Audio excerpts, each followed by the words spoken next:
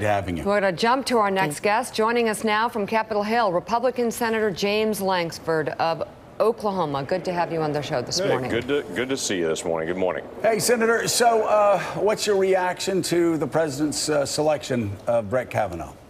I think it's a positive reaction from me. Let's go through the process. Let's actually do the rest of the background work, what y'all are doing this morning. Everyone around the country is going to do for about 2 months. All of us in the Senate are going to go through the process of evaluating every opinion he's written, everything he's gone through. Let's try to figure out who he is, because it's a serious decision. So let's walk through the process. Any immediate concerns come to mind from anything you've read, anything you've seen? No, not any immediate concerns. What I'm really looking forward to is 2 months of talking about the role of the Constitution and the role of the court. Is the court all about having another legislature that can kind of pick what the law, what they want it to say, or are they really a group that's bound by the law and bound by the Constitution to be able to determine here's what it actually says, and if we're going to change it, let's go through the legislative process to be able to do that. So that's a key aspect of that national conversation we're going to have. We're going to have some folks that have a preference that they wish the law said something and they want a judge to be able to say what they wish it said. But then we're going to have others that are going to say, let's just focus on what the law actually says. Willie. Senator Lankford, Willie Geist here. I want to turn the subject to the NATO summit. The president is traveling there as we speak. As he got aboard Air Force One, he tweeted a couple of things. His most recent is, quote, NATO countries must pay more. The United States must pay less. Very unfair. It's a theme and a point he's made over and over again. Do you have concerns about the president of the United States taking this approach and being confrontational with our allies as he enters the summit? Well, I'm not concerned about that initially, quite frankly, because we've seen NATO allies also step up and say he's right. We haven't paid enough. NATO has kicked in quite a bit more just in the last year and a half than what they have done historically for a long time. But realize this is not a new issue. Eisenhower made statements about NATO. Kennedy made statements about NATO. Nixon made statements about NATO. There's a long historic process of the United States pushing on NATO allies to say you've got to step up and actually meet your commitments. But so we'll continue to be able to see that. You would agree, Senator, that the relationship between the United States and some of our Western allies, Germany, France, the UK, has been strained under President Trump, would you not? Oh, absolutely, I would. I mean, he's pushing them in a way they don't particularly like, and he's pushing them on a financial area of an area they've not done for decades, be able to step up and meet their financial obligations for NATO. So if they step up and meet their financial obligations, that's good, but I'd also like to keep close allies and relationships as well at the end of the day. You're talking about tariffs when you say you're concerned?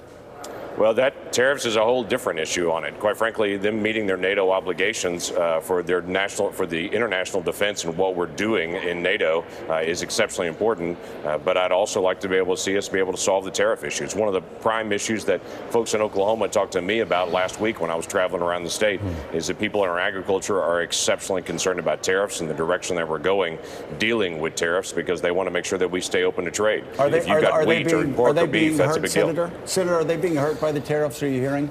There's quite a bit of uncertainty for them. They don't know where the next market is. They're literally putting seed in the ground right now that they don't know if they're going to be able to ship out. And there are individuals that are losing money right now on it because they're being undercut. And if our allies, whether it be Mexico or Canada or in Europe or in Asia, if they go find other markets, those are very difficult to be able to win back. Can I ask you really quickly to follow up on the NATO question? Attached to that, obviously, is the president's relationship with Vladimir Putin. Are you uncomfortable with him talking to Vladimir Putin alone without any American representatives? Are you uncomfortable by his relationship with Vladimir Putin in any way? Well, I don't know what his relationship is. I know they've talked on the phone several times and such, so I don't know how much of a relationship that really is. I'm not uncomfortable with the president speaking to any world leader, and that's true of whether it's President Obama, President Bush, or President Trump. That is his role, to be able to interact with foreign policy and foreign leaders. He has a exceptionally different style, and that's probably the understatement of the day. Meeting with Kim Jong-un face-to-face was very antithetical to what everyone's done in the past, but hopefully it's a breakthrough moment that we'll see. Time will tell on where they will go with North Korea. We'll have to deal with the same issues. Russia is what Russia is. Putin is what Putin is. You've got to be able to confront him. You've got to be able to deal with this. So you got to be able to talk to him, but we should actually be strong in those conversations. They did mess with our elections in 2016. They are not our friend in world powers. They are trying to undercut Western influence and United States influence worldwide, and we need to pay attention to that. Senator, another topic, you're on the Homeland Security Committee. If you were to call Homeland Security today and demand a list of children who have been separated from their parents, indicating where they are in this country and where the parents are. Could you get a definitive list today? I could not, but that wouldn't be a list that we would ever give out. We never give out a list of where foster children are located, whether it's a state or as a federal government. We don't give a list like that. Now, can they provide a list of where all those are? Do they have it? Yes, they do. I've spoken as recently as last Friday. Have you seen it? With have you Homeland seen Security. such a list? I have not seen it, nor have I asked for that list, because quite frankly, I don't need to have a list of where every child is located. I need to know, do they know where every child is located? One of the difficulties they have right now is some of the parents and the adults that brought these children across the border are now saying those are not my kids and walking away from it. So those kids will be placed in foster care of someone here in the United States. The parents are deported, and the parents, I assume, will then try to come make a second trip without their children to try to cross the border illegally to be able to catch up with them later. This is more complicated than it looks. They've got a couple of parents even that they've done background checks on and had criminal convictions, whether it be rape, child abuse, and other things. And they're trying to figure out, do we put that adult back with that child, knowing that if this was an American, we would not do that. Right. So this is a tough situation. Definitely a tough situation, but it does not appear that there was a plan in place to reunite these kids and document them and process them in a way. I mean, we're hearing reports, Senator, with all due respect, that there are children under 5 up to 50 who they cannot find the parents and they are not able to reunite them. You said on the 24th on MSNBC, we know where every single child is, and that these are career people at HHS and DHS, and that it will be absolutely possible to connect them with their parents or the relative they came with. Can you really say that? If you don't know, you can't.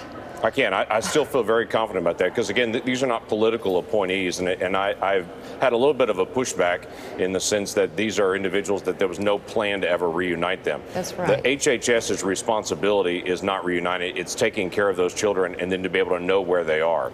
The challenge that we've had with unaccompanied minors, if you go back to 2014 when we had thousands of unaccompanied minors come, they were placed in the care of a relative here in the United States. Then that relative, often they were also illegally present in the United States. They would then leave and not show up for a court date. That's created this grand challenge from DHS.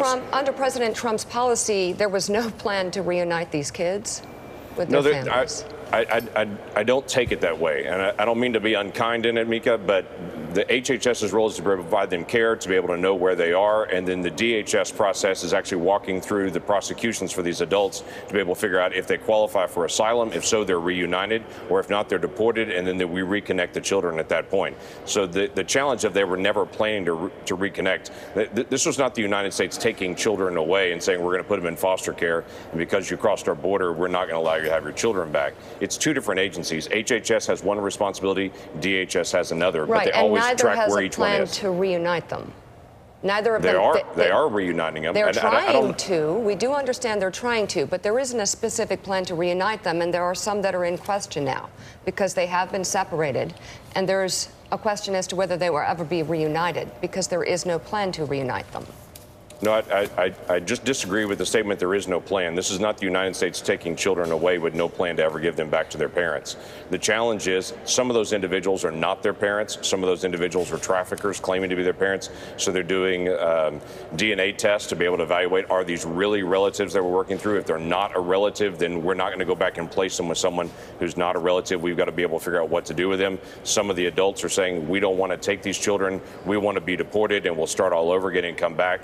This time it'll be easier to not have to travel a month long through Mexico with a child. We'll just try to catch up with them later. So it's a very complicated situation to try to be able to work through reconnecting. There are 102 of those individuals that are 4 years old and younger. They've already reconnected half of them. The other half, they're still trying to be able to determine, is this a relative? Is this the right person to be able to place them with? And will the adult even take them if we do? All right, Senator James Lankford, as always, thank you for coming on the show to talk about Judge Kavanaugh. That was actually, at the end of the day, the easy part. So, yeah, I wish any of this was easy. It's all complicated stuff, but I think we should do it the right way. It is all very, very complicated. And we thank you so much for being with us, as always. Thanks, Jeff.